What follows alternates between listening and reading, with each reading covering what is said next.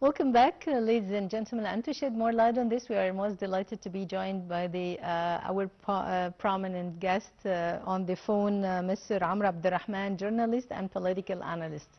Mr. Amr, always great pleasure having you with us. Happy anniversary.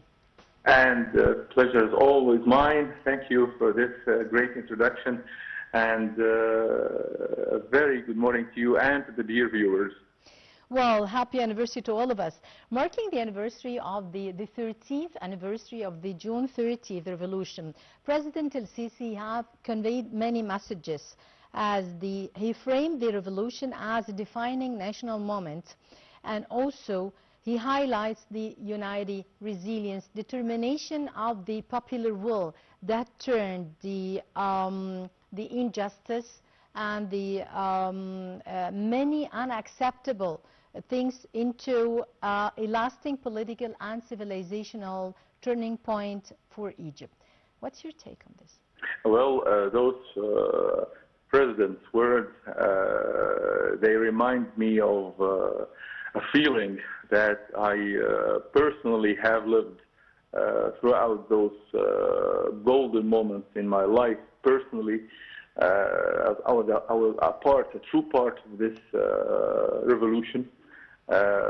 And we have witnessed the moment between death and life. It was a moment of birth, of rebirth of this Egyptian nation, a moment of we have moved from despair into a moment of hope and great expectations as a nation that is ruling this region for thousands and thousands of years.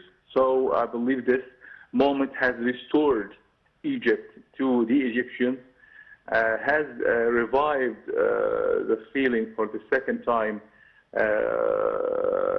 as we are a nation, as an army, as a unity, to confront any evil, any regime that has tried to manipulate our destiny, our march towards building the great Egypt that we are all seeking to build, to achieve, to establish. Of course, those moments were unforgettable, and I believe each and every person who lived this moment and witnessed that unity between the army and the nation and the people in the streets, in the sky. We were witnessing the chapters flying over our heads to support us, to give us protection, and they are saying, we are there for you, we are here for you. Yeah. Those moments I can never forget. So it was a great moment, and I feel that these moments can never go in vain. It will always be in the conscience and in the history in our own nation, and it leads us to a better world, better times, and a better hopes and stronger hopes for a stronger Egypt that we are all seeking to achieve. Yeah, but all of us, we can never forget such moments as we really witnessed that change, that we made it ourselves, and how we restored and regained our identity, our homeland once again. Even we and our sons and daughters, even the Gen Z, we all remember such glory moments as we got our state again and our homeland again. I mean, how can Egypt keep the balance between security, stability, and progress for Egypt after within the state of, after the years of the revolution? I believe this is in our own genes. It's like a code in our own genes, how to preserve our own country. It's written in the history books for many and many times. when whether the enemy was an outsider or the enemy within this country, we have fought against it with the most surprising way to that enemy. We always astonish and surprise that enemy on with how we can fight with different ways. That's why they always say that the Egyptian is hard to tell what it's going to do in the next moment, the next day. And that's how we have achieved that victory, achieved the moment of reuniting or getting more in touch again with our own identity.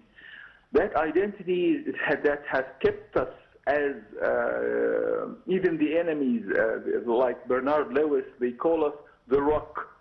Yeah. They call Egypt as a nation as the Rock.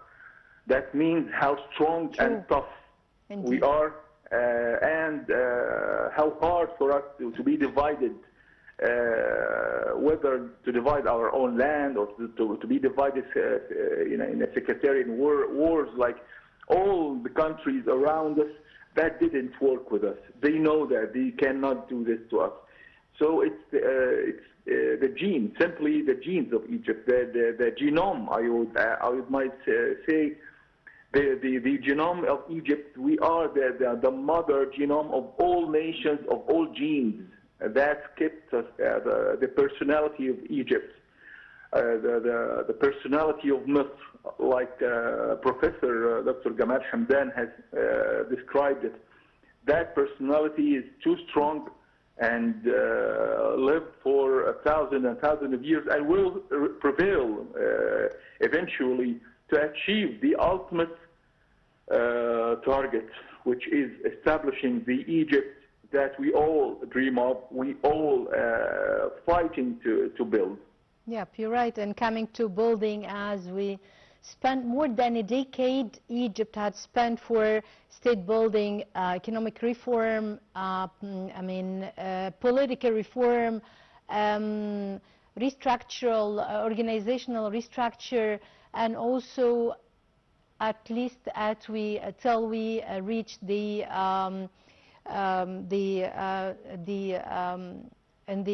region and the strategic leadership in the region. Mr. Amr Abdul Rahman, a journalist and a political analyst, many thanks for your insights and for being with us.